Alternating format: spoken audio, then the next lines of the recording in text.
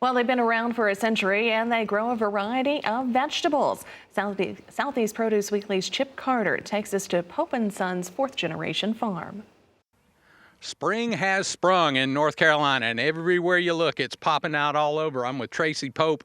He's a fourth-generation farmer in Kitty Ford.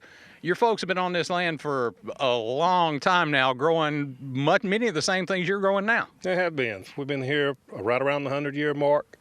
Again, 4 generations. We've always grown some produce, primarily Eastern North Carolina tobacco farm, but as things transitioned, as I came along, we moved heavier into vegetables, and that's the way we make our living now. That's our primary crops are all veg. So we're standing right here now in a cucumber field that last fall was a pepper field. Mm-hmm. We're using a second crop scenario, just trying to get the most production we can get out of the land. It's called a double crop. We're still using the original plastic, the original drip line.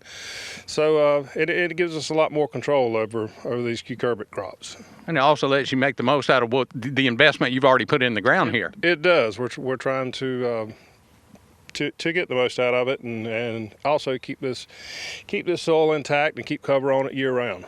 So now what comes off of this farm? I know we're talking about these cucumbers and squash, zucchini. Bell peppers, chili peppers, winter squash, butternut, acorn, spaghetti.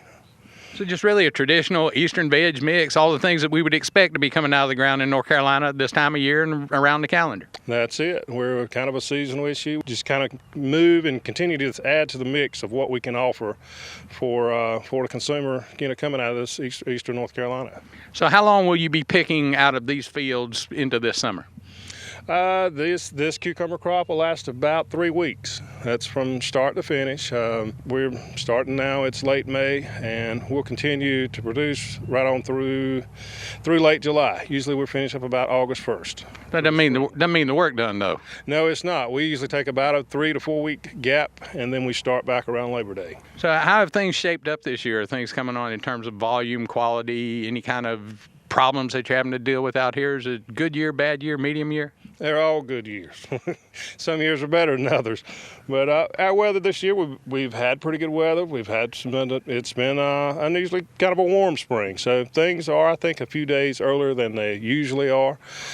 We hadn't had any really rough, no real extremes this year. That's always good news in farming. In Kitty Ford, North Carolina, I'm Chip Carter from SoutheastProduceWeekly.com, reporting for RFD-TV. Well, as always, thanks for the story and the lesson. L&M partners now also with farmers like Pope & Sons, that is, in 48 states and also in 2 countries.